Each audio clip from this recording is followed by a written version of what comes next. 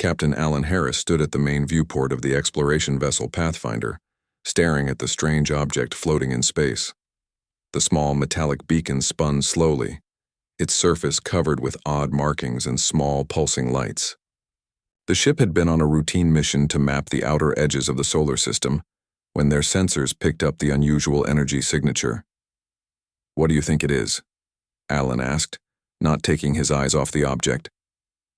Dr. Susan Miller, the ship's lead scientist, studied her tablet with furrowed brows. "It's definitely not one of ours.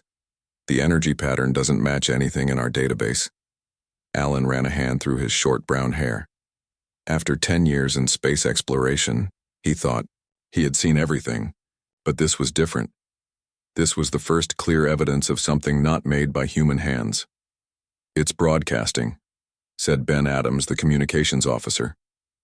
He adjusted his headphones, his face showing both excitement and concern. "Multiple frequencies, multiple patterns. Nothing I recognize." Susan moved to his station and looked over his shoulder. "Can you isolate any of the signals?" "Working on it," Ben replied, his fingers flying over the control panel. "There's something odd, though. The broadcast strength increases whenever we move closer to it." Alan tapped his fingers against the railing. Protocol said they should report this immediately and wait for instructions, but they were 3 weeks from Earth at their current speed, and this could be the discovery of the century. "Let's bring it aboard," he decided. "Full containment protocols." Susan looked up sharply. "Are you sure that's wise, Captain?" "We have no idea what it is." "That's why we need to study it up close," Ellen said firmly. "Jeff, prepare the retrieval arm. Mary, set up Containment Lab 2 with Level 4 isolation." The crew moved quickly to follow his orders. Within an hour, the strange beacon sat in the sealed lab, surrounded by sensors and scanning equipment. Through the thick glass, they watched as Susan carefully examined it. "It's remarkable," her voice came through the speakers. "The material isn't like anything I've seen before, and these markings, they look almost like writing." "Can you translate any of it?" Alan asked. "Not without more time," Susan replied, moving a scanner over one section of symbols. "But I can tell you this much. It's a message, and based on the broadcast patterns, I believe it's a warning." "A warning?" Alan frowned. "What makes you say that?" "The signal structure," Ben cut in. "It's repetitive, with increasing urgency patterns, like our own distress beacons, but much more sophisticated." Mary Jackson, the ship's medical officer, leaned forward. "Warning about what?" "That's the question," Susan said quietly. "And warning whom?" Alan made his decision. "We're taking it back to Earth. Whatever this is, our scientists there will have better equipment to study it." For the next 2 weeks, the Pathfinder accelerated toward Earth, the beacon secured in the lab. Susan spent most of her waking hours studying it, joined often by Ben, who worked to decode the signals. "I've managed to separate 12 distinct broadcast patterns," Ben explained during a crew briefing. "Each one is different, but they all seem to be saying the same thing." "Which is?" Alan prompted. "Stay away," Susan answered, her expression troubled. "The patterns all converge on Earth's coordinates. Whatever this is, it's telling someone or something to avoid Earth." The crew fell silent, exchanging uneasy glances. "There's more," Susan continued. "The beacon's activity has increased the closer we get to Earth. It's almost as if—" "As if what?" Mary asked. "As if it knows where it is," Susan finished. "And it doesn't want to go there." As the Pathfinder entered Earth's orbital path, the beacon's behavior changed dramatically. New lights activated across its surface, and the broadcast signals intensified. "Captain," Ben called, urgency in his voice. "The beacon just started broadcasting on new frequencies, and one of them matches our standard communication channels." Alan stared at the main screen showing the sealed lab where the beacon now pulsed with bright light. "It's not just warning others anymore," Susan said, her voice barely above a whisper. "Now it's warning us." Image description: a metallic alien, beacon with glowing symbols floating in space near a human spacecraft. The beacon emits visible pulses of light, while a concerned human captain watches through a viewport, stars and the distant Earth visible in the background. The alien beacon sat in the center of a large white room, surrounded by computers, scanners, and worried faces. After the Pathfinder had returned to Earth, the strange object was moved to a secure facility deep underground. Armed guards stood at every door. Dr. Joe Knight had not slept in 2 days.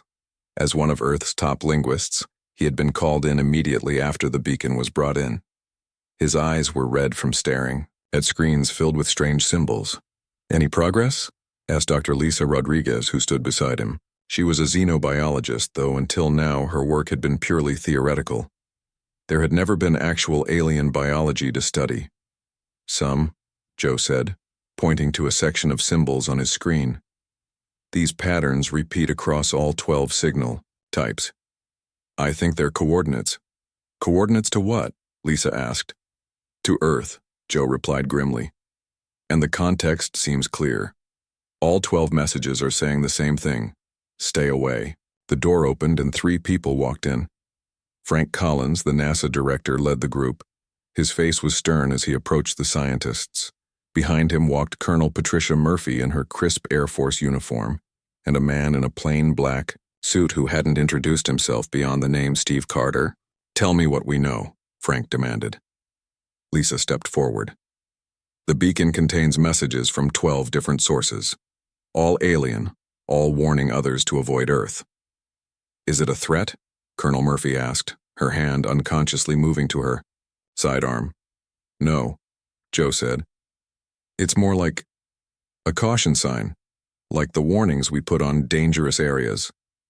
Steve Carter spoke for the first time. "You're saying Earth is marked as dangerous?" "That's exactly what I'm saying," Joe confirmed. Frank paced around the beacon. "That makes no sense. We haven't even been to the stars yet. How could we be a threat to species advanced enough to put this here?" Steve exchanged a look with Colonel Murphy. "Actually, that's not entirely true." The room fell silent as all eyes turned to him. "What I'm about to tell you is classified," Steve continued. "Over the past century, there have been at least 15 incidents where unidentified objects entered our atmosphere, suffered catastrophic failures, and crashed." "You mean UFOs?" Lisa asked, her eyes wide. "We never found bodies," Steve said. "But we did recover materials that were not from Earth." Colonel Murphy nodded. "The Air Force has shot down 3 unidentified craft since the 1950s. We thought they were foreign spy planes until we examined the wreckage." Joe sat down heavily in his chair. "So these aliens are warning others because we've been shooting them down?" "That's one theory," Frank said. "But if these aliens are advanced enough for interstellar travel, how are our primitive weapons bringing them down?" Lisa looked thoughtfully at the beacon. "Maybe there's something else. Something about Earth itself that's dangerous to them." Then one of the computers started beeping. Joe rushed over to it. "I've isolated another message segment," he said excitedly. "It mentions the small bipeds and primitive but effective defensive measures." "They're talking about us," Lisa whispered. "There's more," Joe continued. "References to an unpredictable species and avoid at all costs." Frank looked around the room. "So we've accidentally created a reputation out there. They think we're dangerous, aren't we?" Colonel Murphy asked. "We shoot at anything we don't understand." The conversation was interrupted when an aide rushed into the room looking alarmed. "Sir," he said to Frank, "Space Command just detected something entering our solar system. It's moving fast and on a direct course to Earth." "One of ours?" Frank asked. "No, sir," the aide replied. "And its trajectory matches none of our known space agencies." As if responding to the news, the beacon suddenly lit up, its signals pulsing more rapidly. "It's reacting," Lisa said, backing away slowly. "To what?" Steve asked. Joe looked up from his computer, his face pale. "I think someone out there didn't heed the warning." Image description: a highly secure underground laboratory with scientists in white coats clustered around a glowing alien beacon on a central pedestal. Military personnel stand guard while monitors display strange symbols and warning signals. The beacon emits an intense light that illuminates the worried faces of the gathered experts. Vrax checked her ship's systems one last time as she entered the restricted zone. Her scaled fingers moved quickly across the control panel, activating her cloaking shield to maximum power. The warnings about this system had only made her more curious. What could possibly frighten the Galactic Council enough to place warning beacons throughout this sector? The SETI Huntress had conquered 3 star systems in her lifetime. Her species was feared across the galaxy for their strength, speed, and hunting prowess. Nothing scared a SETI warrior, especially not some backwater planet with primitive technology. Computer, scan the 3rd planet again, Vrax commanded, her voice a low growl. Scanning, the ship's AI responded. Planet is 71% water. Atmosphere contains nitrogen, oxygen, and trace gases. Temperature ranges from 50 to +50 degrees Celsius depending on region. Life forms? Vrax asked, leaning forward in her command chair. Her 4 yellow eyes blinked in sequence, a sign of excitement among her kind. Multiple life forms detected. Most numerous appears to be a bipedal species concentrated in urban centers. Vrax clicked her mandibles together. These must be the dangerous ones the beacons warn about. She zoomed in on one of the cities with her view screen. Primitive ground vehicles moved along paved roads. Flying machines that use simple combustion engines rather than gravity drives dotted the skies. Communications relied on radio waves rather than quantum entanglement. This is what everyone fears. Vrax laughed, showing rows of sharp teeth. They haven't even reached the stars yet. Her ship moved closer to the planet, staying well above the atmosphere. Suddenly, her sensors detected unusual radiation patterns coming from orbit. Computer, identify the orbital objects, she ordered. Analyzing, the AI replied. Several thousand objects detected. Most appear to be primitive satellites. Some are space debris. Unusual radiation and energy signatures present. Vrax frowned. Something didn't feel right. The energy patterns were strange, unlike anything she had encountered before. Still, her curiosity drove her forward. Take us into low orbit, she commanded. I want a closer look at these primitives. Warning, the computer replied. Unknown. Energy field detected. Ignore and proceed, Vrax ordered. A true predator never backed down from the unknown. As her ship descended, the system suddenly flickered. Warning lights flashed across her control panel. What's happening? She demanded. Unknown. Interference affecting ship systems, the computer reported. Cloaking shield failing. Navigation systems compromised. Impossible. Vrax slammed her fist on the panel. How could primitive technology affect our systems? But the evidence was clear. Something about Earth's orbit was disrupting her advanced technology. The ship lurched as the gravity drive stuttered. Vrax tried to turn the ship around, but it was too late.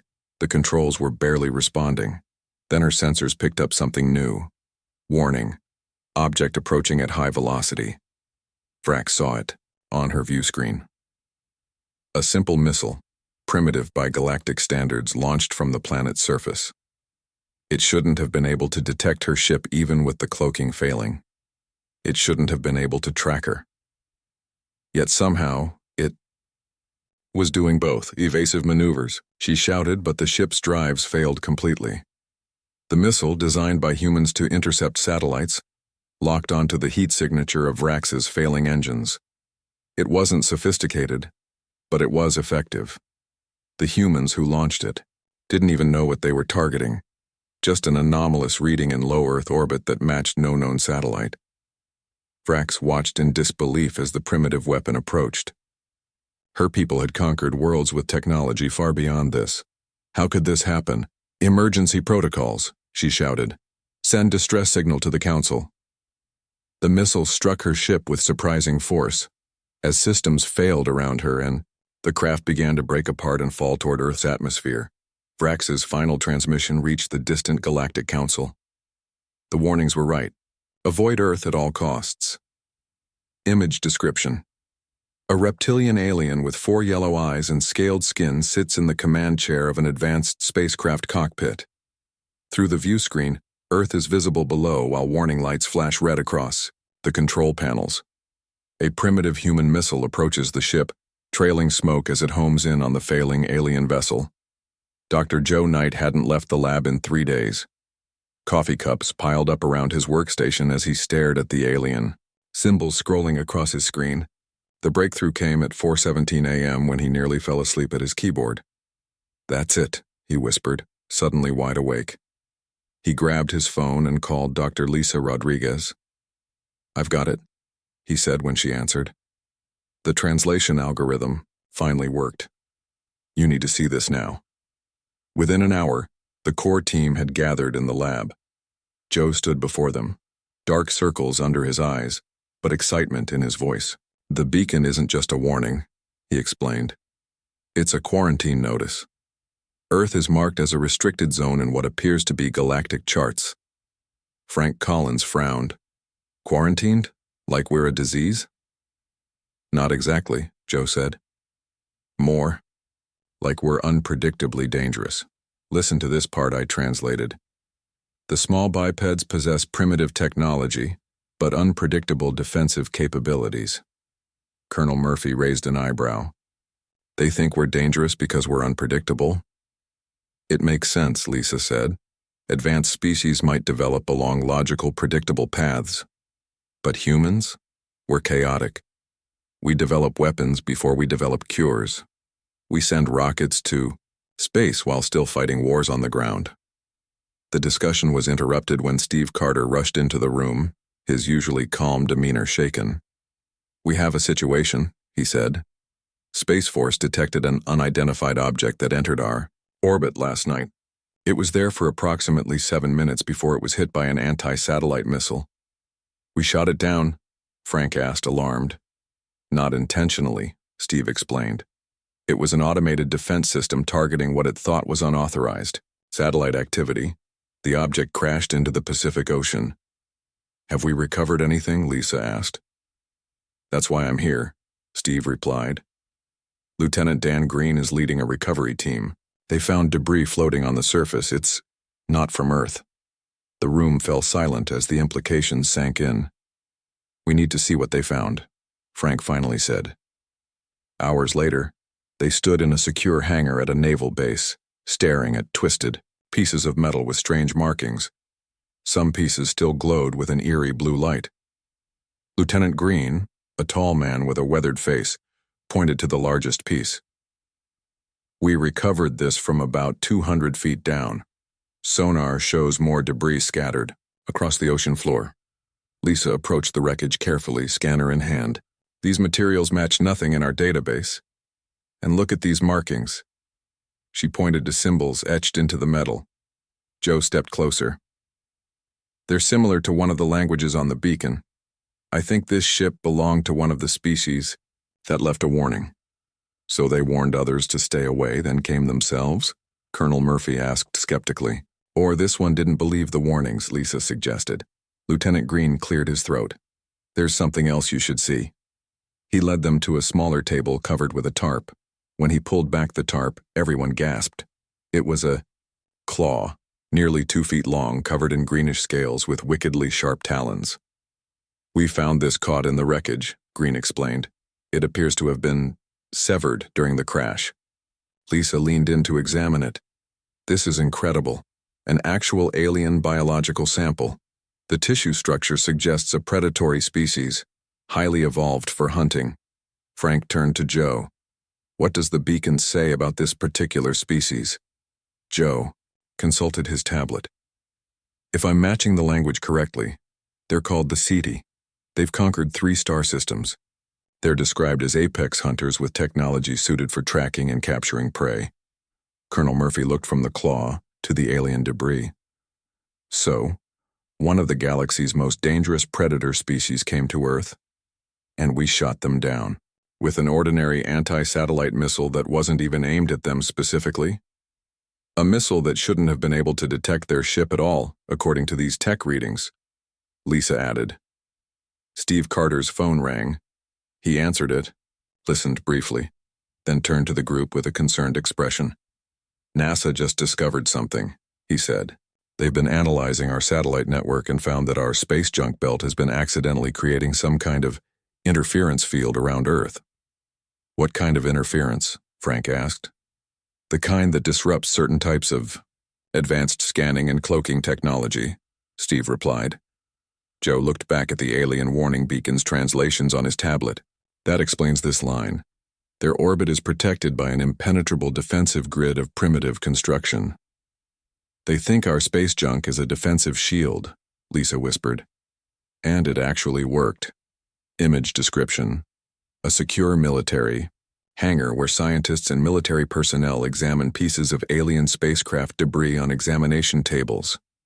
A large alien claw with green scales lies under bright lights, while Dr. Lisa Rodriguez scans it with scientific equipment.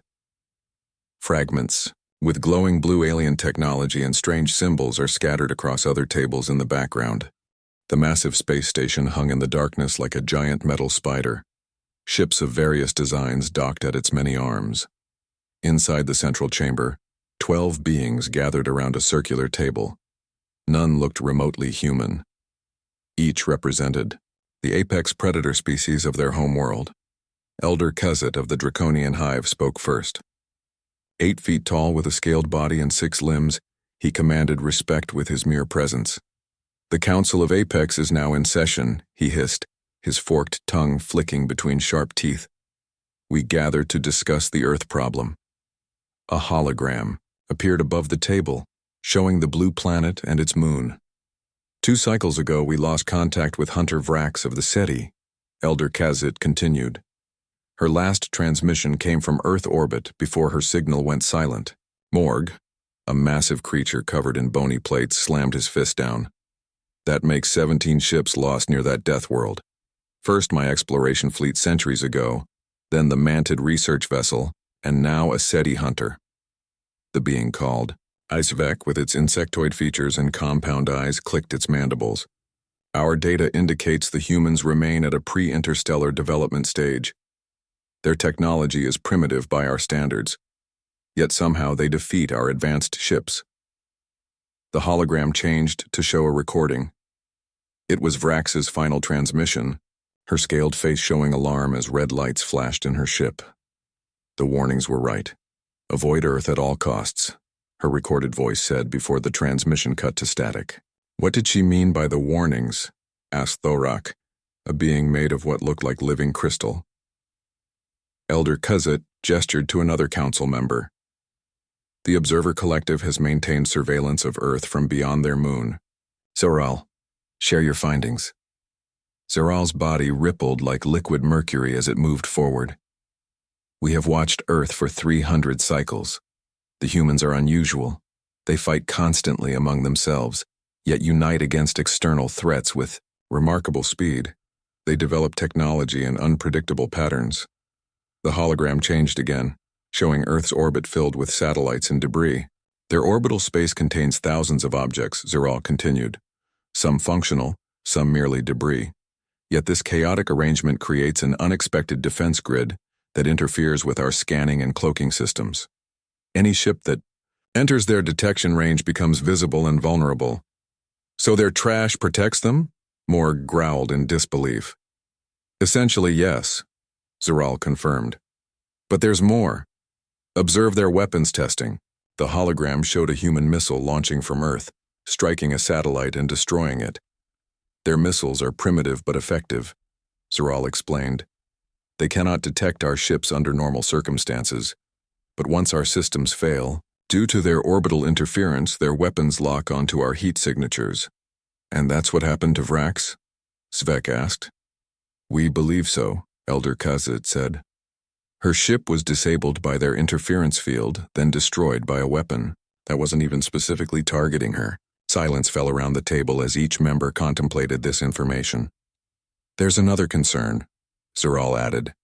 The humans recently recovered parts of Vrax's ship. They're studying the technology.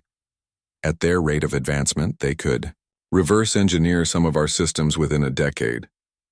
Grelk, a tentacled being from a water world, spoke for the first time. What happens when they develop interstellar travel? If they're this dangerous now, what will they become with advanced technology? Elder Kazit raised a clawed hand for silence. That is why we are here. To decide how to handle the Earth situation. I say we destroy them now, before they become a greater threat, Morg suggested. No, Zarel countered. Previous attempts to enter their system with warships ended with those ships destroyed. Their defensive capabilities, accidental though they may be, are too effective for direct confrontation. Then what do you suggest? Thorak asked. Quarantine, Elder Kazit said firmly. We strengthen the warning beacons, we declare their entire system off-limits to all spacefaring species. We contain them until we better understand how to neutralize their threat. And if they venture beyond their system? Svek asked. We will deal with that when it happens, the Elder replied. For now, we vote on the quarantine measure. 1 by 1.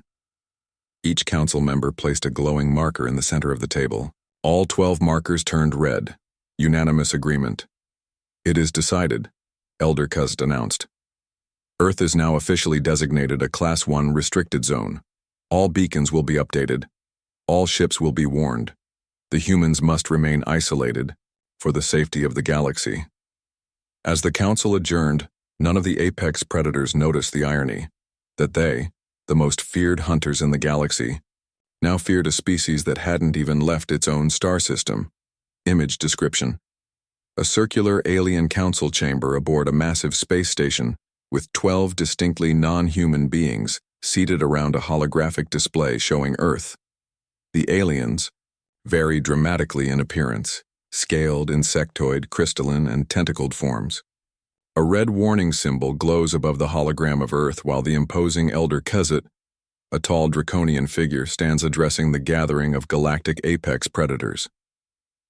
Dr. Joe Knight's office was covered with printouts of alien symbols. After weeks of work, he had finally translated most of the beacon's messages. He stood in front of a whiteboard filled with notes as Dr. Lisa Rodriguez entered the room. You said you had a breakthrough? She asked, setting down 2 cups of coffee. Joe nodded, his eyes bright with excitement despite his exhaustion. I've decoded the main warning messages from all 12 species. You won't believe what they say about us. He handed her a folder. Lisa opened it and began to read, her eyes growing wider with each page. This can't be right, she said. According to this, we're viewed as unpredictable, resourceful, and unusually aggressive. Keep reading, Joe urged. Lisa flipped through. More pages. They think we deliberately created an orbital defense grid, and they believe we have some kind of advanced planetary shield? It gets better, Joe said, taking a sip of coffee. They think our missiles are specifically designed to target their ships. Lisa laughed. But that's ridiculous. Our anti-satellite weapons are primitive compared to their technology. Yet they work, Joe pointed out. That's what scares them.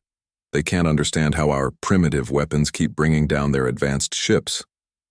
The door opened and Colonel Murphy walked in with Steve Carter and Frank Collins. We've finished analyzing the alien wreckage, Colonel Murphy announced, and we found something interesting. She placed a small device on the desk. It looked like a metallic sphere with intricate patterns across its surface. This appears to be part of their navigation system, she explained. Our engineers discovered that it relies on quantum field manipulation to plot courses through space. And? Frank asked. And it turns out that the radiation from our satellites, particularly our older communication arrays, creates interference. Patterns that disrupt those quantum fields, Colonel Murphy replied. Steve Carter nodded. We've known for years that some of our older satellites leak radiation. It's been a minor concern, but not enough to justify the cost of replacing them. So our leaky old satellites are accidentally jamming their high-tech navigation systems? Lisa asked. Exactly, Colonel Murphy confirmed. When their ships enter our orbital space, their navigation and cloaking systems fail. That makes them visible to our defense systems, which then lock onto them. Joe turned to the whiteboard and pointed to a translation. That explains this phrase. The human orbital defense system operates on unpredictable frequencies that render our stealth technology useless. Frank paced the room, thinking. So we've accidentally created a reputation as a dangerous species with advanced defensive capabilities.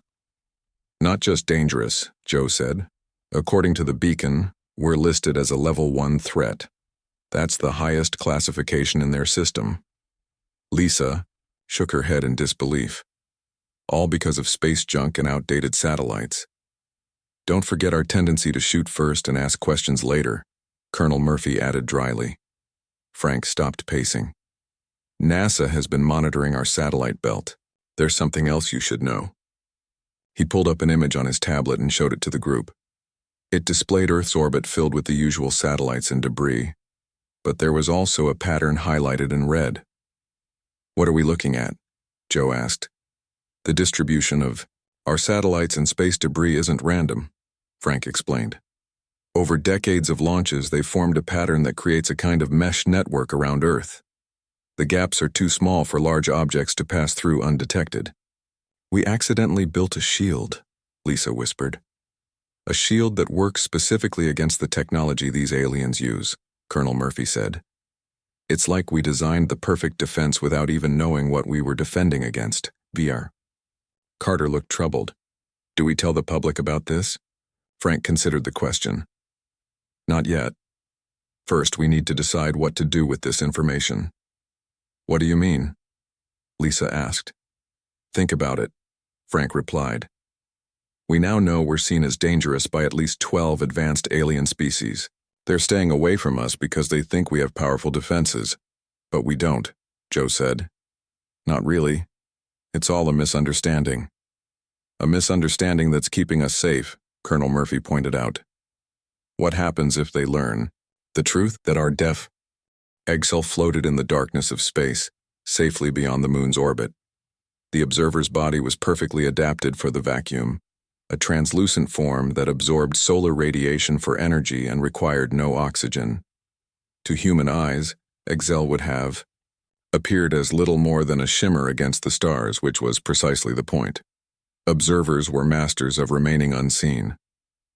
For 3 Earth months, Zell had watched the blue planet with growing fascination. After Vrax's ship had been destroyed, the Council of Apex had assigned Zell to monitor human activities from a safe distance. Unlike Vrax, Zell knew better than to cross into the dangerous orbital zone that humans had created.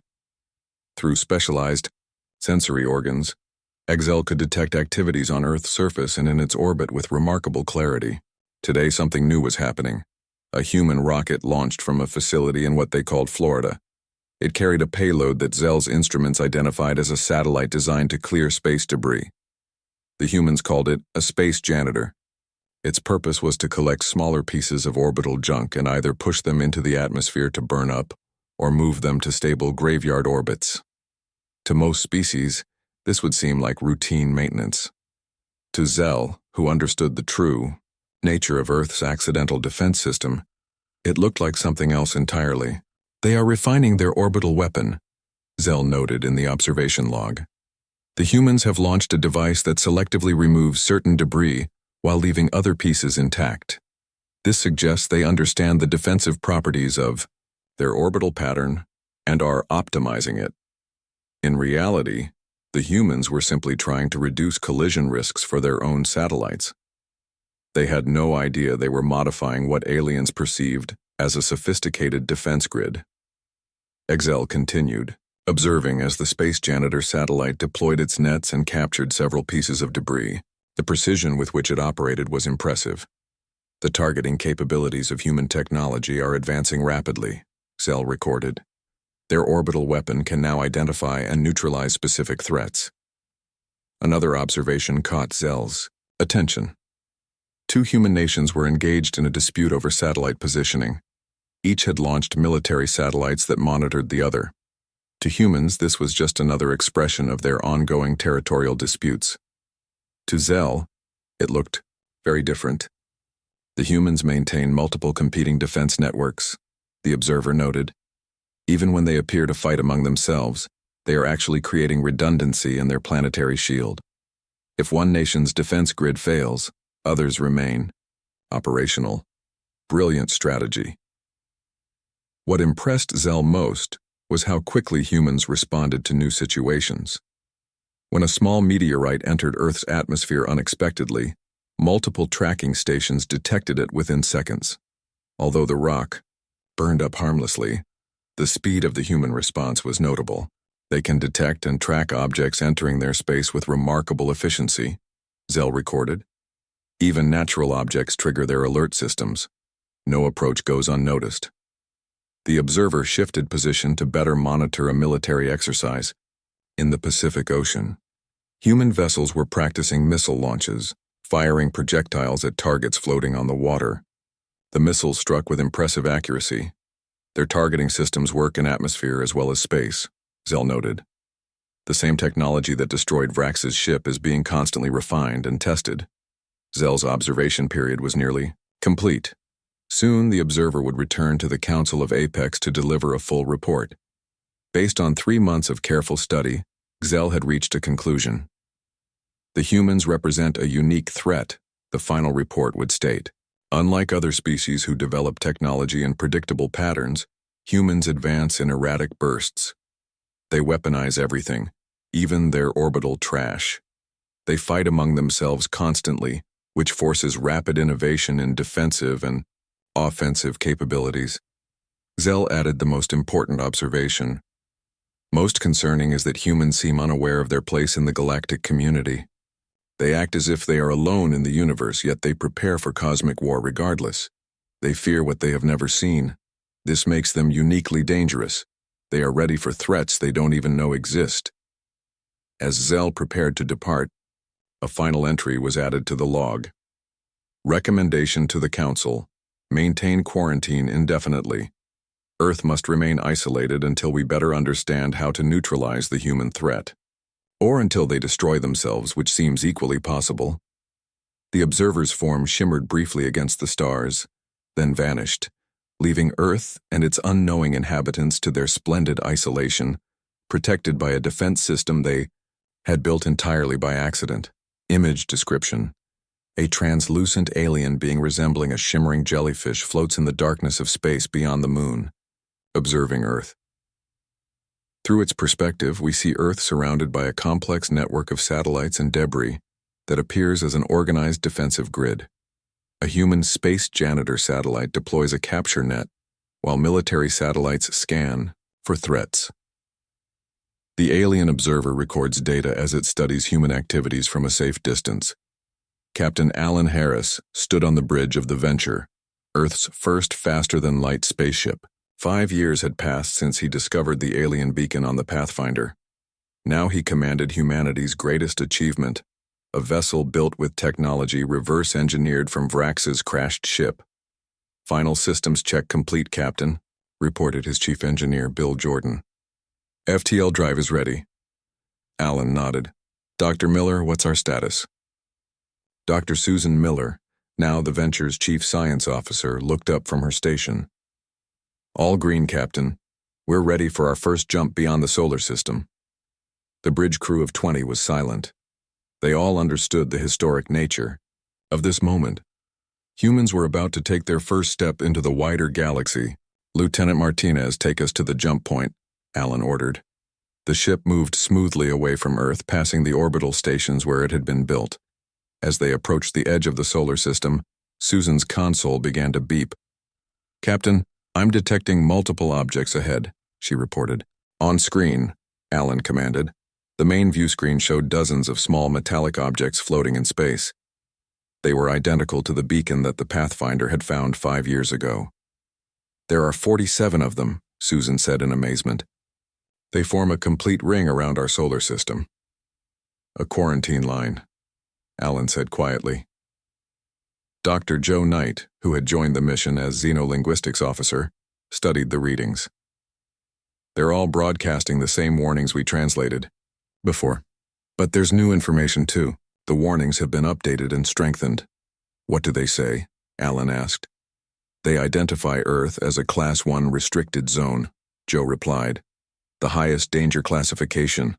All ships are ordered to avoid our entire system." Colonel Patricia Murphy, now the ship's military advisor, smiled slightly. "Seems our reputation has grown." "Can we pass through safely?" Alan asked. Susan nodded.